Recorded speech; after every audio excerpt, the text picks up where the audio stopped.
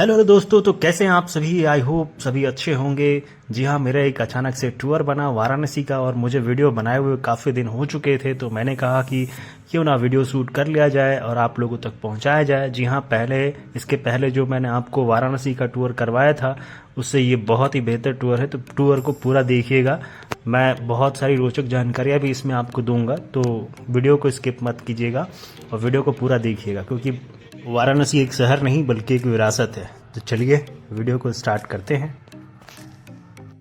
दोस्तों, वैसे तो लखनऊ से बनारस जाने के लिए काफ़ी सारी सुविधाएं मौजूद हैं लखनऊ में।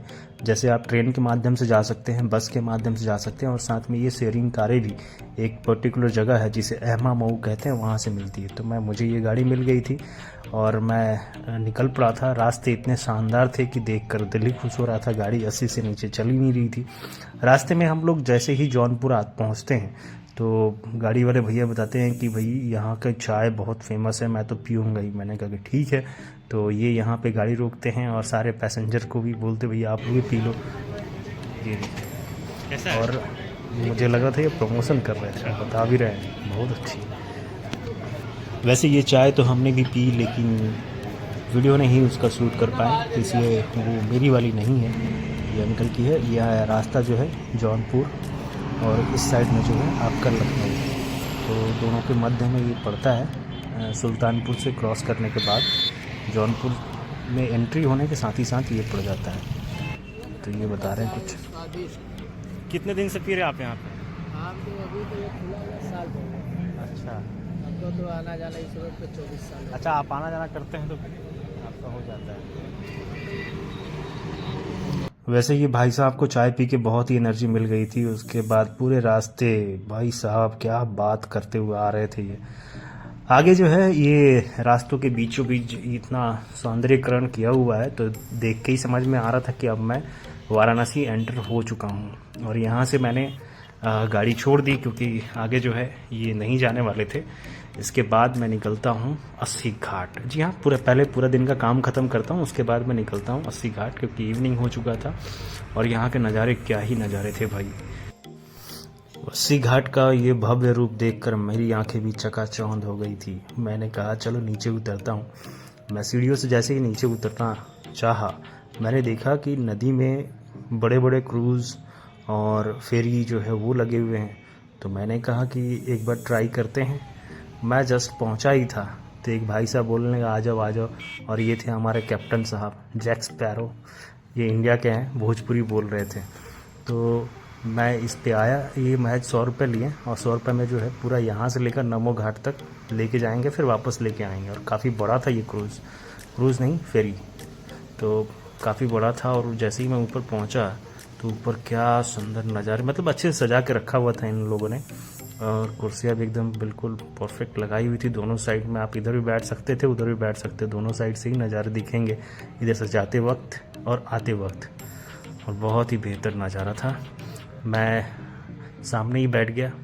वैसे मेरे बैठते बैठते ही 5 मिनट में ही ये इनका जो फेरी था वो स्टार्ट हो गया। मैंने कहा वाह बहुत अच्छी बात है, यानी मेरी टाइमिंग सही थी कि मैं सही टाइम पे पहुंचा था।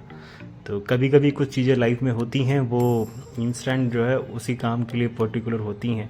मुझे बिल्कुल भी इसका आइडिया नहीं था कि मैं ये करूँगा। मैं अचानक से पहुँचा और अचानक से जो है ये लोग मिले और मुझे बिठा लिया।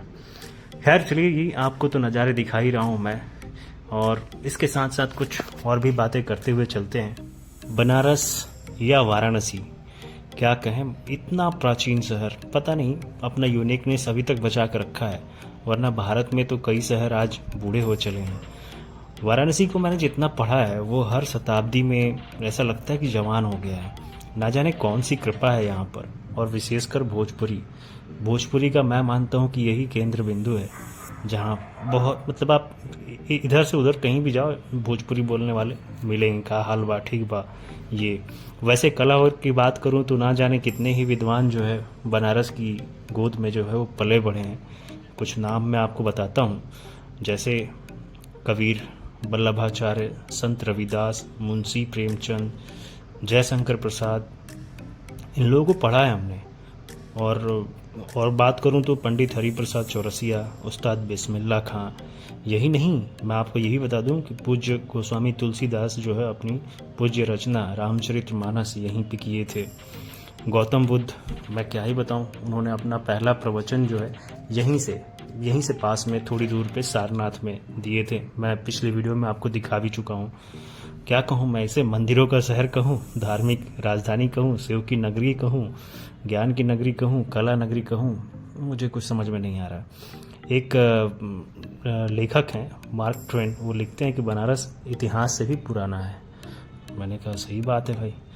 80 घाट, दशाश्वमेध घाट, मणिकर्णिका घाट, मतलब ये तो बहुत ही फेमस घाट है। वैसे कुल मिलाकर 88 घाट हैं।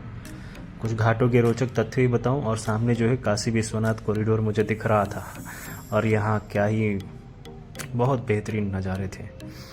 तो कुछ रोचक तथ्य मैं आपको बताते हुए चलता हूँ, क्योंकि मैं मानता हूँ कि वीडियो अगर आप देख रहे हैं तो उसके साथ साथ थोड़ा सा वीडियो में कुछ ज्ञान की बातें भी चलती रहें, मतलब जो जानकारियाँ हैं, कुछ रोचक तथ्य हैं, तो वो आपके लिए थोड़ा बहुत तो बेनिफिशियल होगा ही। जैसे 80 घाट की बात करूं तो शुंभ और निशुंभ, ये नमो घाट सामने दिख रहा है मुझे। तो शुंभ और निशुंभ दो राक्षस थे, उनका वध करने के बाद जो है माँ दुर्गा ने जो है अपना अस्त्र जमीन पर फेंक दिया, जिससे सतह पर गड्ढा बना और वहाँ एक जलधारा निकली, और उसी जलधारा को 80 नदी कहा जाता है, जिसके नाम पे बनारस है। और इसके संगम स्थल पे ही ये डबल डेकर ब्रिज है, ट्रेन पास कर रही थी यहाँ से, तो संगम स्थल पे जो ही 80 घाट, ये 80 घाट की कहानी है। दशाश्वमेध घाट की मैं बात करूं तो माना ये जाता है कि ब्रह्मा जी जो है वो अश्वमेध यज्ञ जो है यहाँ पे 10 टाइम किए थे, 10 बार। और ये नमो घाट की क्या ही बात करूं, तो तभी से उसका नाम जो है दशाश्वमेध घाट पड़ गया। ये नमो घाट अभी नया बना हुआ है। तो अच्छा, ये मुझे बहुत ही बेहतरीन लगा, world first floating CNG pump है ये। मतलब ये जो फेरियाँ जो चल रही हैं तो उनके लिए जो है ना ये फ्लोटिंग CNG पंप लगाया गया है, ये दुनिया का पहला है। चलिए आगे और कुछ घाटों की बात करूं तो मणिकर्णिका घाट, इसकी बात करूं तो शिव और पार्वती जो है जब विहार कर रहे थे तब पार्वती जी का जो है कान की मणि जो है वो एक कुंड, जिसे चक्र पुष्करणी कुंड कहते हैं, उसमें गिर गई, इसलिए इसे जो है मणिकर्णिका घाट। और ये लोग क्या, मैं इनका वीडियो बना रहा था, ये हमारा वीडियो बना रहे थे, क्योंकि हमारी ये जो फेरी थी वो बहुत ही बेहतरीन सजाई गई थी, तो इसलिए ये हमारी वीडियो बना रहे थे। और एक चीज़ मुझे बहुत ही बेहतर लगा कि अच्छा, मेरी भी हालत जो है एक्चुअली थोड़ी ख़राब हो गई थी, क्योंकि ऊपर जो है ठंड लग रही थी बहुत ज़्यादा, और वैसे ही बनारस में तो ठंड है ही, और मैं ओला करके बाइक से आया हुआ था, तो धूल के वजह से जो है मेरे वो बाल जो है थोड़े से उसमें लग रहे होंगे आपको, धूल भरा हुआ है। और ये क्या ही फेरी थी यार, बड़ा बेहतरीन नज़ारा था। मतलब ऐसा यूँ कहूँ तो दिल जीत लिया। और वापस से मतलब एक साइड तो जिस साइड में घाटे हैं ना, उस साइड में आप जैसे गुजरोगे ना, आप जॉ ड्रॉपिंग मोमेंट एक होता है, वैसा वाला फील करोगे आप। वैसे तो बनारस में पहले भी आ चुका हूँ, लेकिन इवनिंग के टाइम पे मैंने कभी इस तरह से फेरी के माध्यम से जो है घूमा नहीं था। सामने ये जो आपको जो धुआं हुआ उठता दिख रहा है ना, ये मणिकर्णिका घाट है। यहाँ आग कभी बुझती नहीं है, ऐसा कहा नहीं जाता, ये वास्तविक है। क्योंकि अब ये मेरा रील्स है जो मैंने बना के डाला हुआ है। जो लोग भी मुझे इंस्टाग्राम पे फॉलो नहीं करते, देख लो भाई लोग, मेरा आईडी है, फॉलो कर लीजिएगा।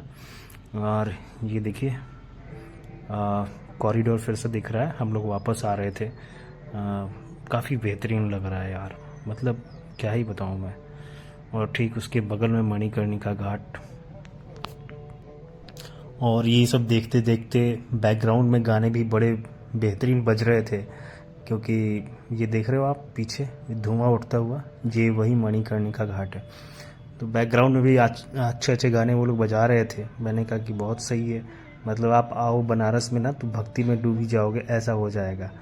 ऐसा पता नहीं, पूरे बनारस में आप कहीं भी जाओ, लोग आपको हर हर महादेव ये करते हुए दिख ही जाएंगे।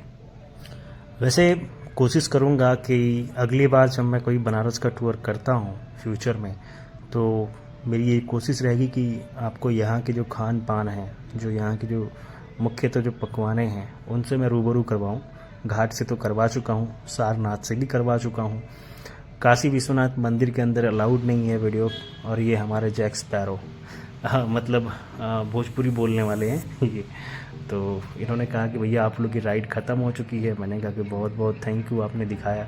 जैसे ही हम नीचे उतरे सामने चल रही थी गंगा आरती। मैंने कहा बहुत सही टाइम में लेके आ गए भैया। और यहाँ से फिर मैं गंगा आरती का नज़ारा देखने लगता हूँ। क्या भव्य नज़ारा था। हालांकि मैं तो पहले भी देख चुका हूँ और आप लोगों को दिखा भी चुका हूँ, तो मैंने कहा दूसरे एंगल से दिखाता हूँ। और यहाँ मुझे लगता है कि हर रोज़ ही मेला लगा हुआ रहता है। और ये सैलानी इंडियन तो इंडियन, फॉरेनर आपको इतने ज़्यादा दिखेंगे कि क्या ही बताऊँ आपको। मतलब इंडिया के हर कोने से लोग तो आते ही हैं, और मुझे लगता है कि दुनिया के भी हर कोने से लोग यहाँ पहुँचते हैं। बस यही चीज़ें हैं कुछ ख़ास जो लोगों को काशी बनारस जो है अपनी तरफ खींच ले आती है। तो मैंने कहा कि चलो आपको दूसरे एंगल से अब दिखाता हूँ। तो यहाँ से आप थोड़ा गंगा आरती को देखिए, मैं थोड़ी देर चुप रहता हूँ और आप इसका आनंद उठाएं।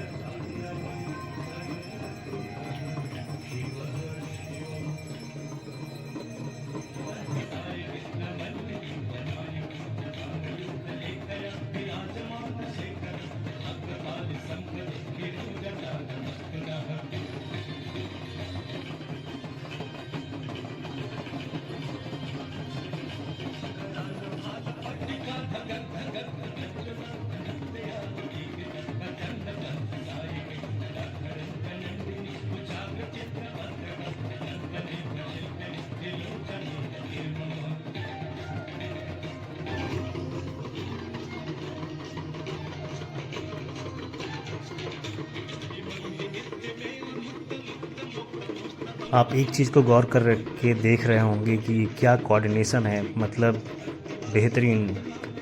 कॉरपोरेट के लोग जो है इसे देखकर समझ सकते हैं कि देखो एक टीम वर्क क्या होता है।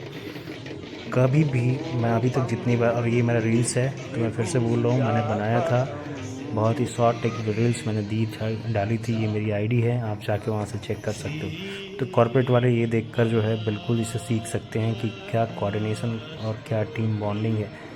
अभी भी तक मैं जितनी बार देखा हूँ कभी भी किसी से भी कोई भी गड़बड़ी नहीं हुई है। मतलब इतने परफेक्ट हैं। फ़िलहाल चलिए दर्शन तो हो गए गंगा आरती के। यहाँ सारे घाटों का जो है विस्तृत में विवरण किया हुआ है। तो आप कभी 80 घाट पहुँचते हैं तो यहाँ पे आके आप देख सकते हैं कौन से घाट की क्या विशेषता है।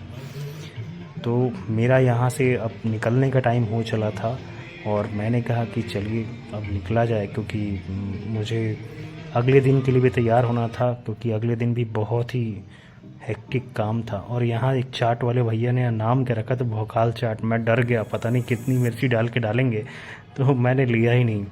और यहाँ एक भैया जो है बांसुरी सीख रहे थे। मैंने कहा कि अच्छा ये तो पंडित हरिप्रसाद चौरसिया का जन्म स्थान है, तो मैंने कहा ये तो लाजमी है, दिखेगा ही। फ़िलहाल जैसे ही मैं आगे बढ़ता हूँ तो यहाँ पे ये कि आओ कभी हवेली पे। मैंने कहा भाई साहब दुकान के नाम भी गजब गजब के रखे हुए हैं। और अच्छा है, आप टूरिस्ट को अट्रैक्ट करने के लिए जो है यूनिक, आपका जो यूनिकनेस है, आप जो सोच रहे हैं उसको करना चाहिए। इससे टूरिस्ट जैसे मैं आकर्षित हुआ और मैं थोड़ी देर तक पढ़ के थोड़ा सा मुस्कुराया कि वाह क्या नाम रखा है। तो ये मेरा था बनारस का टूर। बहुत बहुत धन्यवाद, आपने वीडियो पूरा देखा। तो अगली वीडियो में फिर से आपसे मुलाकात होगी, लेकिन अगर आप पूरा वीडियो देखे हैं तो कृपया करके मुझे मोटिवेशन के लिए लाइक कर दीजिएगा, मेरे चैनल को सब्सक्राइब कर लीजिएगा, और जहाँ तक हो सके तो कृपया शेयर कीजिएगा। बहुत बहुत शुक्रिया वीडियो में बने रहने के लिए।